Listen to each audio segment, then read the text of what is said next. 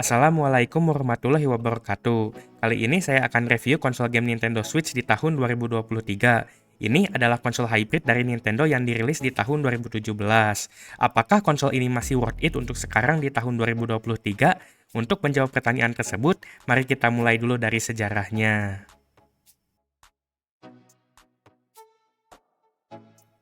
Nintendo adalah salah satu pembuat konsol terbesar dan bersaing dengan PlayStation dari Sony PlayStation 5, dan Xbox dari Microsoft. Xbox Series X.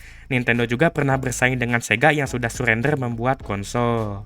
Nintendo biasa menggunakan strategi Blue Ocean atau mencari market baru, misalnya seperti Nintendo DS dan Wii yang mengarah ke orang yang nggak biasa main game, dan juga Nintendo Switch yang mengambil market gaming portable. Salah satu efek dari Blue Ocean ini adalah mereka bisa menggunakan hardware yang lebih kentang dibandingkan kompetitornya.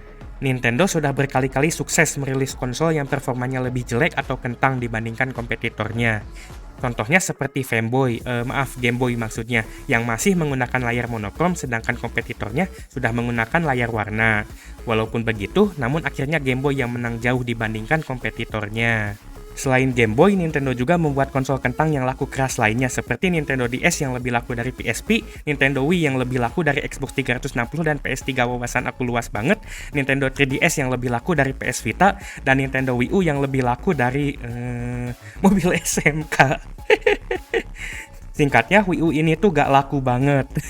Kegagalan Wii U ini membuat Nintendo mikir keras dan merubah strategi untuk konsol selanjutnya yang akan memiliki kode name NX. Salah satu dari strategi ini adalah dengan membuat konsol yang bisa jadi portable atau dicolok ke TV, dan juga untuk menggunakan SoC dan chip yang sudah ada agar memudahkan developer. NX ini akan menggunakan SoC atau chip dari Nvidia. Akhirnya di tahun 2017 Nintendo rilis Nintendo Switch, yaitu konsol hybrid yang bisa jadi portable ataupun dicolok ke TV.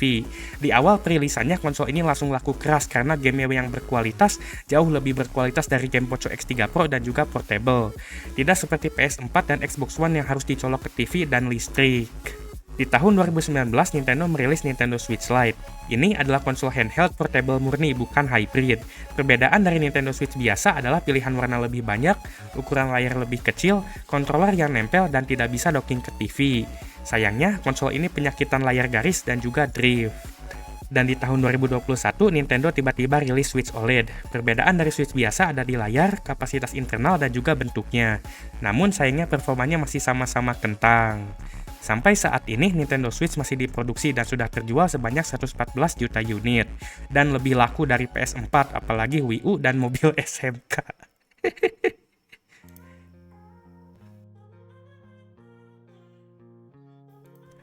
Nintendo sudah merilis 4 jenis Switch selama masa hidupnya. Di kasta paling bawah ada Switch Lite, ini Switch paling murah dan juga kecil. Ukuran layarnya cuma 5.5 inch dan juga kontrolernya nempel. Untuk harganya Switch Lite ini sekitar 1,5 sampai 2 jutaan bekasnya. Lalu ada Switch biasa V1 dan V2. Perbedaan keduanya ada di daya tahan baterai karena V2 sudah menggunakan SoC dengan fabrikasi 16 nanometer yang lebih efisien. Harga bekas tablet Switch V1 sekitar 1,5 jutaan, sedangkan untuk V2 sekitar 1,8 jutaan. Dan yang paling kelas atas dan mahal yaitu Switch OLED. Perbedaan utamanya ada di layar yang menggunakan teknologi OLED dan juga lebih besar yaitu 7 inch. Harga bekas tablet OLED sekitar 3 jutaan.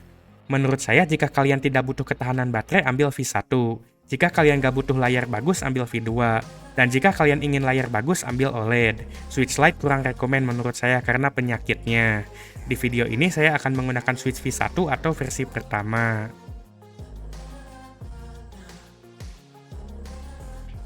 Kenapa saya beli Switch? Alasannya karena awalnya saya ingin mencoba game eksklusifnya. Akhirnya saya beli konsolnya walaupun nyicil. Saya nyicil partnya, bukan nyicil ke bank atau pinjaman online yang haram dan riba. Awalnya saya beli tabletnya dulu, lalu saya beli controller dan docknya. Sekarang Switch saya sudah hampir lengkap, cuman nggak ada dus, grip, dan strapnya karena saya nggak butuh.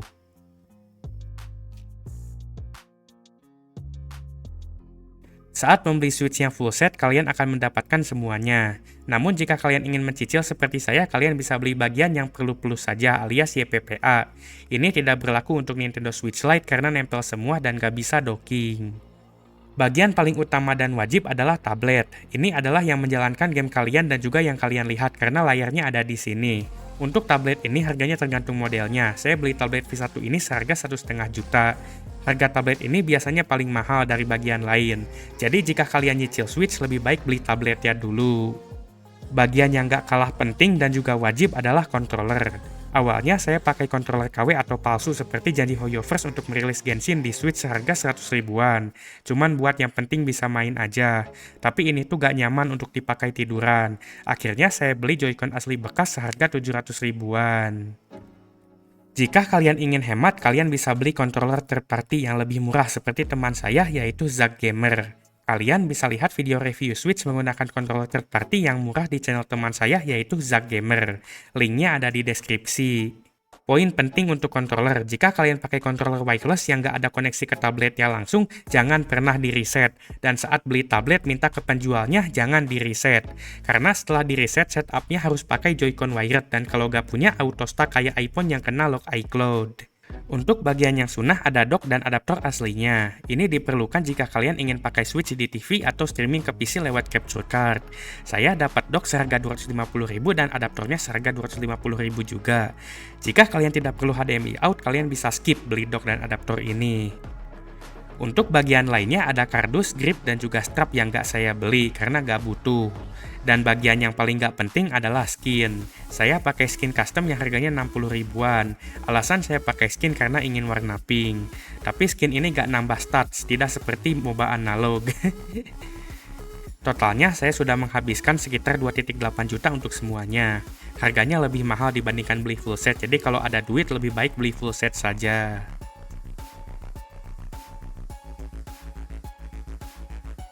Berikut adalah spesifikasi konsol Nintendo Switch. Untuk SoC, konsol ini menggunakan Nvidia Tegra X1 dengan CPU quad-core dan GPU Nvidia Maxwell. Tegra X1 ini aslinya SoC octa-core, namun khusus untuk Switch, Core A53-nya dimatikan, jadi hanya A57 saja. Dari 4 core Cortex A57, ini hanya 3 yang digunakan untuk game dan 1 digunakan untuk OS. SoC ini memiliki performa kurang lebih setara Snapdragon 820 yang dipakai Xiaomi Mi 5 dan LG G6. Untuk penyimpanan, konsol ini memiliki RAM 4GB dan internal 32GB. RAM 4GB ini berjenis LPDDR4 dan dibagi 3GB untuk menjalankan game dan 1GB untuk sistem. Untuk layar, konsol ini menggunakan layar IPS 720p berukuran 6.2 inch. Kualitas layar Switch ini cukup baik di atas rata-rata HP low-end namun masih di bawah rata-rata HP flagship. Untuk baterai, konsol ini memiliki baterai 4310 mAh. Baterai ini cukup boros di Switch V1. Saya cuma bisa main game sekitar 3 jam. Sedangkan teman saya yang pakai Switch V2 bisa main sekitar 6-7 jam. Di bagian atas terdapat tombol power, volume, lubang ventilasi, tempat cartridge, dan lubang earphone. Di bagian kiri dan kanan ada rail untuk menempelkan Joy-Con. Di bagian bawah ada port USB Type-C 3.0 yang mendukung HDMI out jika dipasang dock. Dan di bagian belakang terdapat ventilasi dan juga kickstand. Untuk build quality, Switch ini full plastik seperti EU artis K-pop. Build quality-nya cukup solid, namun antara Joy-Con dan tablet masih terasa agak kurang nempel gitu, gak tahu kenapa.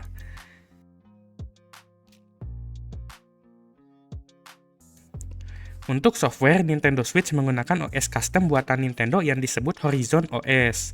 OS ini sangat ringan dan juga sangat minim fitur. Tampilan dari OS ini juga sangat minimalis. Jika dibandingkan konsol lain seperti PS dan Xbox, apalagi HP dan PC, jelas fitur Switch ini minim banget. Banyak banget fitur yang nggak ada di Switch. Jika hanya untuk bermain game saja, sebenarnya sudah cukup dan juga lancar. Untuk game, ini adalah tujuan utama konsol ini dan kekuatan utamanya. Salah satu kekuatan Switch dibandingkan konsol lain adalah di eksklusifnya. Switch memiliki eksklusif seperti Mario, Zelda, Pokemon, dan eksklusif lainnya yang nggak ada di konsol lain. Sayangnya, karena spesifikasi Switch terlalu kentang, rata-rata game ini grafik dan performanya tergolong jelek jika dibandingkan platform lain. Tapi, walaupun grafik game Switch jelek, rata-ratanya masih enak dilihat dan tidak merusak mata seperti grafik game Free Fire. Grafik jelek di rata-rata game Switch ini masih bisa diabaikan karena nggak jarang gamenya itu asik banget dan juga berkualitas. Ingat, kodrat konsol itu buat main game, jadi selama gamenya asik dan menghibur, kadang grafik itu bukan prioritas utama. Lagian Nintendo sendiri udah lama gak mengutamakan performa dan grafik. Sama seperti Xbox, HP Redmi 9C, dan J2 Prime, Nintendo Switch juga tidak mendukung game 4.0 yang fandomnya sampah dan cringe.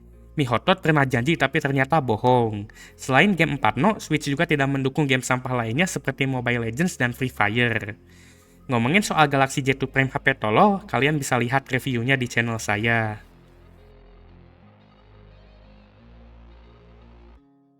Selain untuk bermain game, Switch juga bisa dipakai untuk nonton YouTube.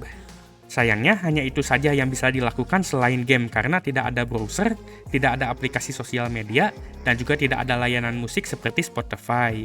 Kalian juga tidak bisa setel file MP3, MP4, dan 3GP di Switch.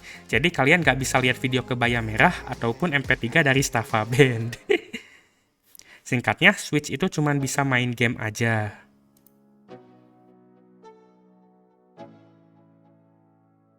Switch tidak dijual resmi di Indonesia, jadi tidak ada garansi resmi dan juga tidak ada service centernya.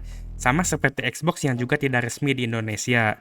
Jadi kalau ada masalah, kalian cuma bisa ke tempat servis yang jumlahnya tidak banyak. Singkatnya, beli Switch ini serasa beli HP limbah Jepang karena sama-sama nggak ada garansi resmi dan juga nggak ada service centernya. Tapi konsol nggak ada emailnya, jadi nggak ada blokir-blokiran.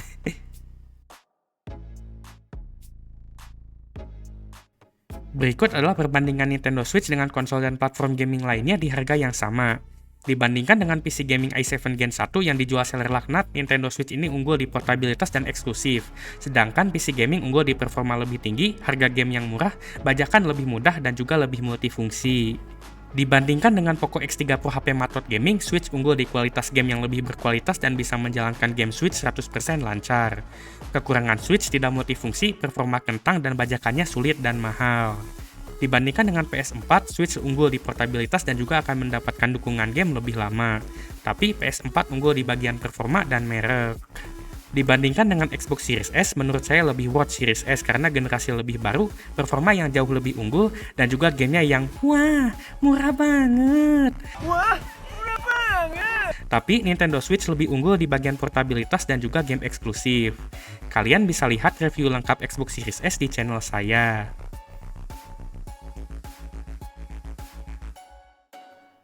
Berikut adalah kelebihan dan kekurangan Nintendo Switch. Switch memiliki kelebihan di game eksklusif dan juga portable alias bisa dibawa kemana saja.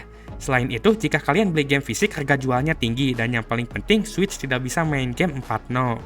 Namun, Switch memiliki kekurangan di spesifikasinya yang kentang, harga game yang mahal, dan juga minim fitur jika dibandingkan perangkat gaming lainnya.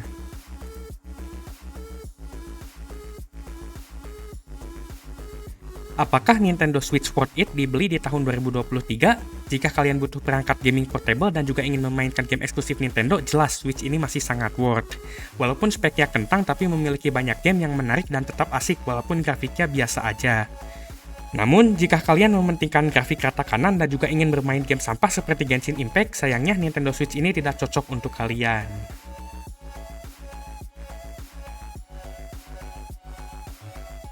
Nintendo Switch adalah konsol terbaru dari Nintendo untuk saat ini. Konsol ini dibuat untuk menggantikan Wii U yang gagal dan juga 3DS. Untungnya, Switch ini laku keras dikarenakan portabilitasnya dan juga didukung dengan game berkualitas baik dari Nintendo ataupun developer third party lainnya.